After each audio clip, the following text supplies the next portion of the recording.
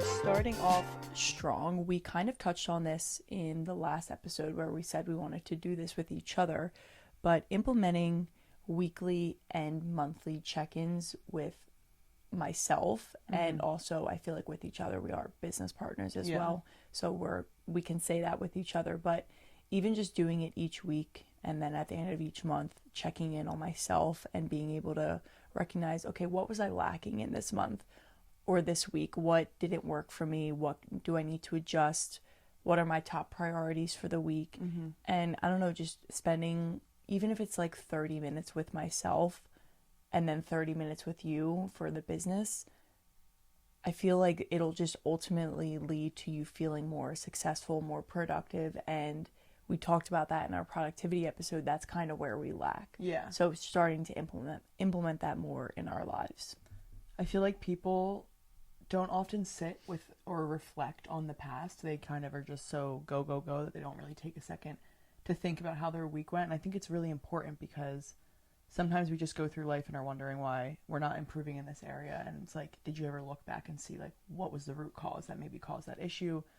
What are you lacking? And I think that's why reflection is so important. I personally do reflect every single day on my walk. That's like how I reflect. And it's helped me so much because when I notice an area that I'm not liking in my life, whether it be like about me, about productivity, about anything, I immediately know what to change the next day. And it's like when you don't like something that's happening in your life, the only result is to change it. And I feel like self-reflection forces you into the habit of creating that change, like creating the life you want. It's almost like that. Yeah, exactly. And even if, say, you're reflecting on your week and you kind of did something that it didn't feel right for you, and it could snowball into you doing that throughout the entire year. Like if you just nip it in the butt and recognize it at the end of that week, you can just move on from it. And like you said, how you do daily, the next week, if you recognize it kind of coming back up, you'll be able to stop it because you're like, oh, well, no, I recognize that this is the behavior that brought on that bad habit or that trait that kind of ruined my week, quote unquote. Yeah, exactly. So I just think, and it can be intimidating, like even thinking about doing this every week. Not even intimidating, but almost like, oh, I don't feel like doing that every week. But once you get in the habit of doing it, and once we get in the habit of doing it, it'll feel like a part of our routine, and it won't be as like, oh, okay, now I have to worry about doing this and adding this into my routine, because it'll just feel so natural. Well, and it doesn't need to be so scary, so intense. It can be like it can be journaling at once a week. It can be talking out loud to yourself. It can be taking a voice memo on your phone, just talking to yourself.